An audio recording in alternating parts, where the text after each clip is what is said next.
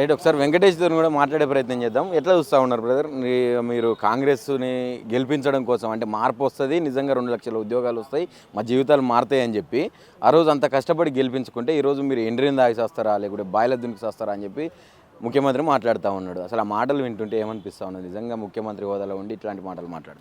నిజంగా ముఖ్యమంత్రి వర్యులు వాస్తవానికి కాగ్ రిపోర్ట్లో 34,000 పోలీసు ఉద్యోగాలు ఖాళీ ఉన్నాయని చెప్పి మనకు కాగ్ రిపోర్ట్ చెప్తుంది. డీజీపీ శివధర్ రెడ్డి గారు చెప్పారు, కొత్తగా వచ్చినటువంటి సివి ఆనంద్ గారు 19,000 ఉద్యోగాలు ఖాళీ ఉన్నాయని చెప్పారు.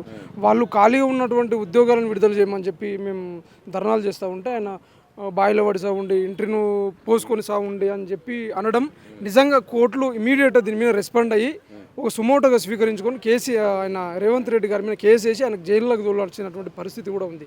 ఎందుకంటే పక్క రాష్ట్రంలో 2వ జాబ్ క్యాలెండర్కి సంబంధించి చర్చలు జరుగుతున్నాయంట. మన దగ్గర జాబ్ క్యాలెండర్ లేదు, నిరుద్యోగ వృత్తి లేదు, 3 సంవత్సరాల దగ్గరకు వస్తూ ఉంది. ఒక కమిటీలు వేసిర్రు, ఖాళీలపై కమిటీలు వేసిర్రు, సిలబస్పై కమిటీ వేసిర్రు, కమిటీ రిపోర్ట్ లేదు, జీపీఓ అన్నారు. పొంగులేటి గారు 3 నెలల వరకు ప్రచారం చేసుకున్నారు. ఈయన రియాజ్ సార్ ఏమో నా కోర్సే చదవండి, జీపీఓకు ఖచ్చితంగా దీంట్లో నుంచే బిట్లు దిగుతాయి 100% మీరు బుక్ ప్రమోట్ చేసుకున్నారు. ఆయన కోర్సు ఇచ్చిండు, నిరుద్యోగులందరూ గ్రామంలో ఉన్న నిరుద్యోగులందరూ కూడా పైసలు తీసుకొచ్చి ఆయన కోర్సులు తీసుకున్నారు. లాస్ట్కి వస్తే జీపీఓ పాత విఆర్ఓ వ్యవస్థను మళ్ళీ పునరుద్ధరించి వాళ్ళకు పోస్టులు ఇచ్చేసిండు. 2 సార్లు ఎగ్జామ్ పెట్టారు, ఫస్ట్ సార్ ఫెయిల్ అయితే. అయినా కూడా 5,973 పోస్టులు మిగిలినాయి. కనీసం అవన్నీ రిలీజ్ చేస్తారేమని చెప్పి నిరుద్యోగులు ఆశాభావంతో వ్యక్తం చేస్తూ ఉన్నారు. సంవత్సరం అయింది, దాని మీద కూడా రెస్పాండ్ లేదు. ఇప్పుడు 7,000 ఉద్యోగాలు వేసారు, 7,325 ఉద్యోగాలు వేసారు. మేము ఏమంటున్నాం, ఖాళీగా 4 సంవత్సరాల నుంచి వెయిట్ చేస్తూ ఉన్నాం. గతంలో టీఆర్ఎస్ గవర్నమెంట్ 16,000 ఉద్యోగాలకు ఒక ఉద్యోగం తక్కువ కాకుండా ఎక్కువనే ఉద్యోగాలు వేసింది. కాబట్టి దయచేసి 4 సంవత్సరాలు అయింది, 15 లక్షల మంది నిరుద్యోగులు ఎదురు చూసుకుంటూ ఉన్నారు. 100% మీరు ఖాళీగా ఏదైతే 19,000 ఉద్యోగాలు అంటారో అవన్నిటిని కూడా రిలీజ్ చేయమని చెప్పి నిరుద్యోగులు అడుగుతూ ఉంటే 2 నెలల నుంచి నిరుద్యోగులు ధర్నా చేస్తే రేవంత్ రెడ్డి గారేమో అదే మాట, పాడిందే పాట పాసంలో అన్నట అదే మాట 70,000 ఉద్యోగాలు వేసినాం, ఉద్యోగాలు వీళ్ళు నిరుద్యోగులు గారు పార్టీలకు సంబంధించిన కోవట్లు అని చెప్పి మాట్లాడడం. నిజంగా నిరుద్యోగులందరం ఈరోజు మీరు నిరుద్యోగ రణబేరి సభ పెట్టిరు, వేలాది మంది నిరుద్యోగులు తరలి వచ్చింది, దాదాపు 10,000 మంది వరకు నిరుద్యోగులు వచ్చారు. వాళ్ళందరూ కనీసం కుల సంఘాలు లేవు, పార్టీలకు సంబంధించిన వ్యక్తులు లేవు, ఓన్లీ నిరుద్యోగులే ఉన్నారు. అక్కడ సభకాడ వాళ్ళందరినీ స్ట్రెంత్ను చూస్తే తెలుస్తుంది. ఇంతమంది నిరుద్యోగులు రోడ్ల మీదకి వచ్చి కొట్లాడుతూ ఉంటే మరి రేవంత్ రెడ్డి గారికి ఏ విధంగా అట్లా మాట్లాడాలనిపించిందో మరి ఆయనకే అర్థం కావాలి. అంటే ఇప్పుడు జాబ్ క్యాలెండర్ అని చెప్పి ఎలక్షన్స్ ముందర మీకు ఇచ్చిండ్రు, అది ఒక ప్రకటించి పెద్ద సభ పెట్టి సరూనగర్లో అది ప్రకటించిండ్రు, మీకు 2 లక్షల ఉద్యోగాలు ఇస్తామని చెప్పి.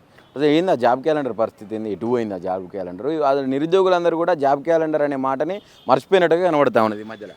ఇక జాబ్ క్యాలెండర్ 3 సంవత్సరాలు అవుతుంది, ఇంకా జాబ్ క్యాలెండర్ రిలీజ్ చేసి మళ్ళీ దానికి నోటిఫికేషన్ వేసి అప్లికేషన్ అంతా వేసారుగా మళ్ళీ 2 సంవత్సరాలు అవుతుంది. కాబట్టి ఇక జాబ్ క్యాలెండర్ అవసరం, డైరెక్ట్ నోటిఫికేషన్ రిలీజ్ చేయమని చెప్పి మేము కోరుతా ఉన్నాం. ఎందుకంటే అసెంబ్లీ సాక్షిగా విడుదల చేసినటువంటి జాబ్ క్యాలెండర్కి ఒక వాల్యూ లేనప్పుడు ఇక ఆ జాబ్ క్యాలెండర్ మేము ఏ విధంగా నమ్ముతాం? మన తర్వాత కాంగ్రెస్ గవర్నమెంట్ తర్వాత వచ్చిన ఏపీలో తర్వాత మనకంటే తర్వాత ఫామ్ అయినటువంటి గవర్నమెంట్లో 2వసారికి సంబంధించి నోటిఫికేషన్ సంబంధించి డిస్కషన్ చేస్తూ ఉన్నారు.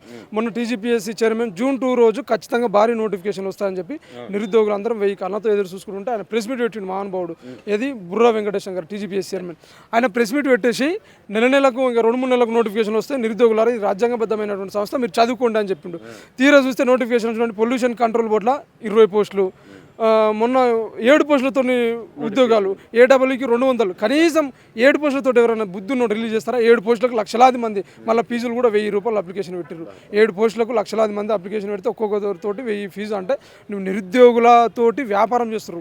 ఓన్లీ 7 పోస్టులు ఇచ్చి లక్షలాది మంది అప్లికేషన్ పెడితే ఆ ఫీజుల మీద వీళ్ళు అవినీతికి అక్రమాలకు పాల్పడుతూ ఆ ఫీజుల మీద బతుకుతున్నాము ఉన్నటువంటి గవర్నమెంట్కు ఇంకేమని చెప్తాం. కాబట్టి మేము ఏమంటున్నామంటే ఇక సభలు సమావేశాలు ధర్నాలు ఇంక పెట్టము, నిరుద్యోగులకు సహనం నశించిపోయింది, ఇక ఏమి ఉండవు, డైరెక్ట్ 1,00,000 మందితోటి సెక్రటేరియట్ ముట్టడిస్తాం 100%. లేని పక్షంలో ఈ నెక్స్ట్ గ్రాడ్యుయేట్ ఎమ్మెల్సీ వస్తాయి, అప్పుడు ప్రచారానికి డెఫినెట్గా వాళ్ళు రావాల్సిందే. ఖచ్చితంగా రోడ్ల మీదకి వస్తున్నట్టు చెప్పులు మెడకేసి కొట్టాల్సినటువంటి పరిస్థితులు కూడా వస్తాయని కాంగ్రెస్ నాయకులు మళ్ళీ వచ్చి మిమ్మల్ని ఓట్లు అడిగితే ఏంది పరిస్థితి? అదే చెప్తున్నాం కన్నా, కాంగ్రెస్ వాళ్ళు ఇప్పుడు బయటికి వచ్చి నిరుద్యోగులతోటి కనీసం నిరుద్యోగుల గురించి మాట్లాడితే కూడా వాళ్ళని చెప్పులతో కొట్టే పరిస్థితులు కూడా వస్తాయి. ఎందుకంటే నిరుద్యోగులు వయపరిమితి అయిపోయింది, ఆర్థికంగా మానసికంగా అన్ని విధాలు. 3 సంవత్సరాలకు దగ్గరకు వస్తుంది, ఈ గవర్నమెంట్ కూడా అట్లా చేస్తే నిరుద్యోగుల పరిస్థితి ఏంది? కాబట్టి 100% కాంగ్రెస్. మొన్న ఇంకోటి ఏంటంటే బలమూరు వెంకట్ గారు ఛాలెంజ్ చేస్తూ ఉన్నాడు ప్రతిపక్షాలకు. 3 సంవత్సరాలు అవుతుంది, ఇంకా ప్రతిపక్షానికి ఛాలెంజ్ చేయడం ఏంద్రా బాబు? దమ్ముంటే కేసీఆర్ గారు అసెంబ్లీకి రావాలంట, నీకు దమ్ము ఉంటే ఎవరు బలమూరు వెంకట్ నువ్వు ఒకసారి అశోక్ నగర్ కానీ చిక్కడపల్లి లైబ్రరీ దగ్గర కానీ దిల్సుఖ్ నగర్కి నీకు నిజంగా నువ్వు మేము అనొద్దు కానీ ఆ మాటలతో చెప్తున్నాం, నీకు నిజంగా నిరుద్యోగులకు నువ్వు ఎంత ద్రోహం చేసినావు అనేది నువ్వు ఒకసారి 3 సంవత్సరాల నుంచి ఎప్పుడైనా బలమూరు వెంకట్ గారి చుట్టుపక్కల ఏరియాలు కనిపించిండా?